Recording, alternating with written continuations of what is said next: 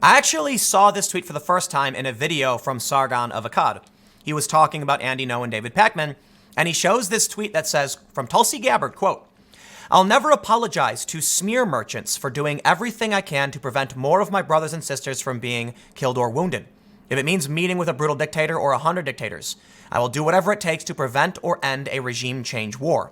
Quote, Team Tulsi. This is the gist of what she said. In the actual clip on Twitter, she doesn't use the phrase smear merchant. However, smear merchant, as far as I understand, mostly originated or was popularized recently by Sargon of Akkad himself. Thus, the joke title about Tulsi Gabbard dog whistling to the intellectual dark web. I don't know what I'm going to title this, but the joke is something about how, like, Tulsi is dog whistling, because that's how the smear merchants like to play it. But it does say to me that there's one of two things. Someone who works with Tulsi, because again, she did not say this, someone who works with her is familiar with what's going on with Sargon and getting smeared in the press. I'd imagine because Tulsi gets smeared in the press all the time. Or it could just be that Carl, aka Sargon, his influence spreads in this space of people who are trying to cross party lines, left and right, and have a conversation. So first, let's take a look at the origin. Mr. Benjamin accused journalists of being, quote, dirty smear merchants, adding, "I'm not answering your questions. I'm not apologizing for anything." The media does like to smear people. The media is it's a nebulous, vague term, but the point is there are many organizations that have been trying to tear down Tulsi in an effort to stop her. She didn't get enough in the polls to go into the next debate, and it seems like the DNC is cheating. We can get into all that stuff. But that's kind of where I'm going to go from here. What I want to make for the main point is that Tulsi is someone who's gone on Joe Rogan and gone on Fox News. She's someone who has real, military and combat experience. She actually is willing to be diplomatic, and I think that is first and foremost one of the prerequisites we need for a commander-in-chief in this country. It's no surprise, I am a big fan of Tulsi, and I'm especially a big fan because she's going after Google for, free speech and censorship issues. She's denounced identity politics as divisive. She's defended free speech. She's got a lot of policy stuff I don't agree with, but I'll admit, principles, liberty, anti-war, those are like the core tenets of what I preach about when I do these videos. Those are things I'm always talking about. You don't see me doing videos where I'm like, progressive tax, No. I'm talking about freedom, speech, inquiry, arguments, coming together. Tulsi embodies that. She is incredible. Even though I disagree with some of her policies, I think she may go a little hard on gun control as far as I'm concerned, because I'm probably more moderate. She's probably more on the left side of this. But I'm going to show you something funny real quick. I found this on accident when I was searching for the dirty smear merchants thing. And there's an IMDb post for, quote, "I'm not apologizing for anything, you dirty, dirty smear merchants, 2019, with 9.4 stars out of 10. And it's Carl standing at the UKIP podium. But here's the big issue. When it comes to Tulsi, what we see here is that whatever the intellectual dark web is, I don't think it actually can be defined, but Tulsi Gabbard is very clearly aware of what's going on. She seems like an incredibly smart person. And I'm going to say this one thing. All I care about is that our commander-in-chief has experience in I believe, look, I'm willing to vote for someone who's not been in the military, but I'd much prefer a military experienced individual as the commander-in-chief of the armed forces and the executive branch than a businessman or a career politician. I gotta be honest. And so that to me is already like, you have my respect. I have many people in my family who have served in the military, and I don't have this like, I don't view the armed forces or anything as like this perfect institution. No, of course not. I get it. There's nuance. I know people who have told me that people who join the army do it just because it's like a job. Yeah. The point is, shouldn't the person who's, commander-in-chief have that experience? I think so. And I think what we see here is that she is in a similar space where she recognizes the importance of speech and inquiry and debate. And now what do we get? From The Independent, Bali Jong Fast. Tulsi and Marion need to face the facts. No one wants them at the next debate. Excuse me? But they want Beto O'Rourke? Come on, man. Who's passionate about Beto? He's the weird dude who jumps on coffee tables or whatever and then swears all the time. And what about Julian Castro? These people are not prominent. Tulsi Gabbard has tremendous support across the aisle from people like me. She has over 160,000 donors, and she has more than 26 national and state level polls showing she surpasses 2%. But the DNC uses arbitrary rules. And I think that's why, maybe she's in a similar space maybe we see the smear merchants line from her team because they get it. You know, when Tulsi's being smeared the way she is, which, like, literally this is a smear against Tulsi Gabbard, you have to imagine that her team of mostly progressives and some with far left, policy positions might be curious and might look into this and might see what they did to Sargon. Take a look at this. In the US, they come for Tulsi and they say, no one wants you. Okay, well, I do. And I donated, and she has 160,000 donors, and she does have, copious polls showing 2% support. The DNC is a dirty, dirty cheater machine. Whatever, I don't know, whatever. The point is, I feel like she's being arbitrarily kept out when she has tremendous support.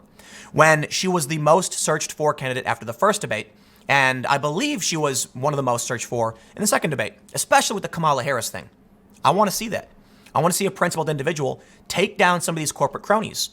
So when they do these smears, I wonder, do people who are engaging in politics on Tulsi's side understand what's happening in the UK when they do the same thing to Carl Benjamin? Look, man, I just did a panel with Sargon, Carl, in the Philly area, and we had a panel called How to Admit You Are Wrong. And he conceded in the past he was mean, and he changed. He says he didn't start out as mean, but he responded to mean people by becoming mean himself, realized it was wrong, and he's done better. And I'm like, I think you have. I agree. That's, there was a point where I did a podcast where I said he was a dick. And people were like, oh, Sargon, Tim's, talking smack. And I told him, and he was like, he understood, right? If he was, like, I wouldn't consider him a friend if he was unable to recognize a fault. I've been mean too. And I often criticize myself. I do try to do better. It's why I'm successful. But anyway, without derailing, it seems like you have a space. The people watching this video, there's probably a lot of conservatives because they're tired of being smeared. But now you are seeing how it impacts even Tulsi Gabbard, someone who supported Bernie Sanders, stepped down from the DNC. I think what we see from this is that the dirty, dirty smear merchants are going to lose a good portion of the left. Going after Tulsi is a mistake. Tulsi is a good person, a principled person, and she's on the left. Of course, they try to smear her as a Republican. I kid you not. Tulsi's policies on like gun control and minimum wages to the left of me. And I'm like moderate, slide to the left. And they smear Tulsi. They call her alt-right. They say she ponies up to, dictators and all that. Well, what's going to happen? Tulsi's fans who see her principled actions are going to be pushed away. And they're going to be called conservatives. And I'm willing to bet there are a lot of people who are conservative today who actually aren't, who actually used to be Democrats. I know that's true. I've talked to them. I've seen the comments.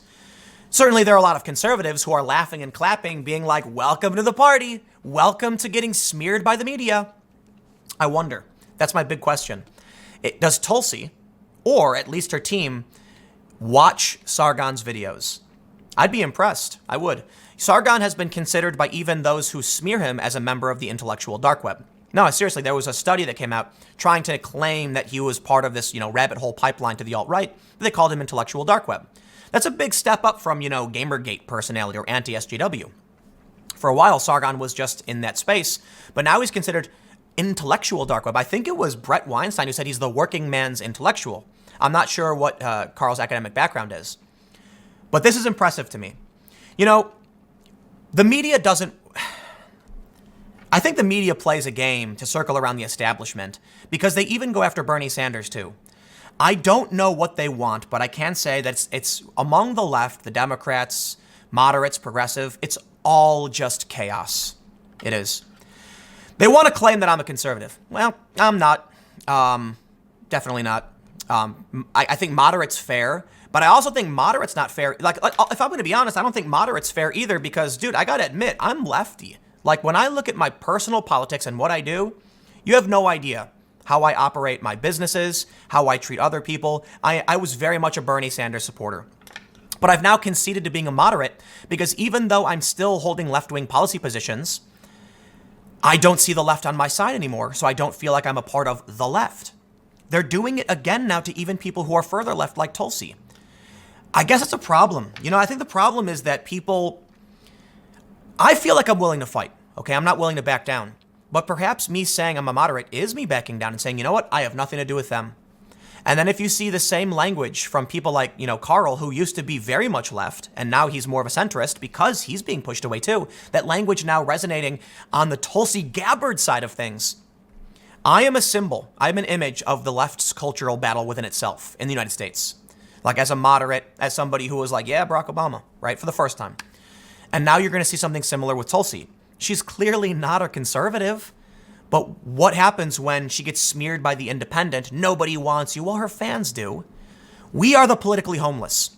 We are not, absurd authoritarians. We believe in liberty. We believe in cooperative market policy, social programs, and we are being kicked out of the left. And the language from this faction of independent, former left, I don't know what you'd call it, is now hitting even people in the mainstream. Tulsi, for what it's worth, she's a mainstream candidate. She is.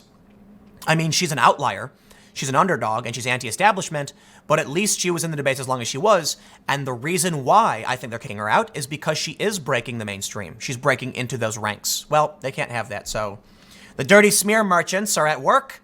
Check out the greatest hits, 9.4 on IMDb. Stick around. I got one more segment coming up for you in a few minutes, and I will see you all shortly.